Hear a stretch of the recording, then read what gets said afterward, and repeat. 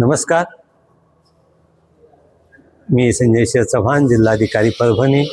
आज असा मनोदय व्यक्त केला होता की माझ्या निवासस्थानापासून जिल्हाधिकारी कार्यालयापर्यंत आपण सायकलवरून यायचं आणि मी सर्व शासकीय कर्मचारी अधिकाऱ्यांनाही तसं आवाहन केलं होतं की माननीय पंतप्रधान नरेंद्र मोदी साहेब, आपल्या राज्याचे मुख्यमंत्री माननीय देवेंद्र फडणवीस साहेब आणि आपल्या जिल्ह्याच्या पालकमंत्री महोदया मेघनाताई बोर्डीकर या सर्वांचं आव्हान आणि आजची देशाची गरज याचा विचार करून आज मी सायकलवर आलो आणि मला खूप छान वाटलं।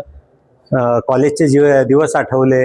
मी पुण्यामध्ये माझं कॉलेज जीवन हे केलं, त्या ठिकाणी पायी चाललोच जास्त, कधीतरी सायकलवरही चाललो आणि पुणे हे त्या काळी जगामध्ये सायकलचं शहर म्हणून ओळखलं जायचं।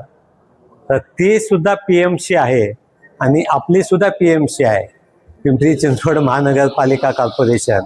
तर मराठवाड्यात सुद्धा आपण हा प्रयोग आज केला आणि मला खूप छान वाटलं।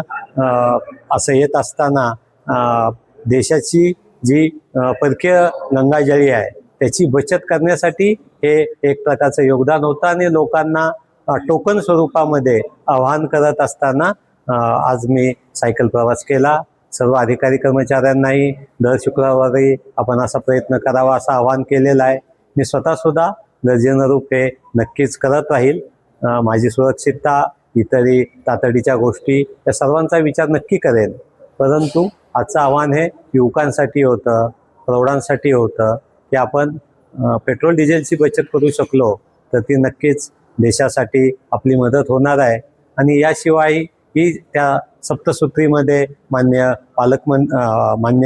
पंतप्रधान महोदयांनी आणि मान्य मुख्यमंत्र्यांनी दिलेले 19 निर्देश आहेत, याचं सुद्धा आपण पालन करूयात आणि देशाची स्वयंपूर्णता निर्माण करण्यासाठी, स्वतःच्या पायावर खंबीरपणे उभे राहण्यासाठी हे जे आव्हान आहे त्याला आपण सर्वांनी प्रतिसाद द्यावा अशी माझं नम्र आव्हान सर्व परभणीकरांसाठी आहे।